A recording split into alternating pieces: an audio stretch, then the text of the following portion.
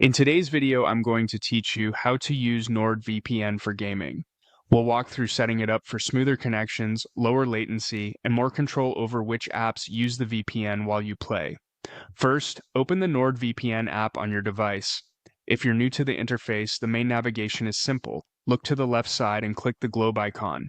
This is where you manage your VPN connections and choose the best location for your game. Next, open all locations to see the full list of countries and, in many cases, cities within those countries. For gaming, your goal is the lowest possible ping and a stable route to your game's servers. In general, choose the country that's closest to your game's region, or the one that consistently gives you lower latency. If you see multiple cities, pick the nearest one geographically. A shorter distance often means faster response times. When you select a location, the app will connect.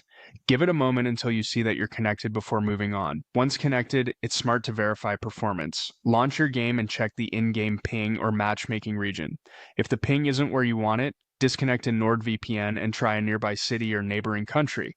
A small change in location can make a big difference in stability. Now, let's fine-tune things. Click the profile icon at the top right of the NordVPN app and open Settings. Here's where you can optimize how your apps interact with the VPN so your gaming traffic gets priority without slowing everything else down. Find split tunneling and turn it on. Split tunneling lets you decide which apps use the VPN and which go through your regular internet connection. Add your game or its launcher so the game traffic benefits from the VPN route, while other background apps like downloads or updates can stay off the VPN to reduce overhead. If you use voice chat, you can choose to include it with the game for a consistent region, or leave it out if you prefer the lowest possible delay. After you configure split tunneling, restart any apps you added so the changes apply correctly. With your server selected and split tunneling set, you're ready to play. For the best results, keep background downloads paused, close bandwidth-heavy apps, and, if possible, use a wired connection to your router.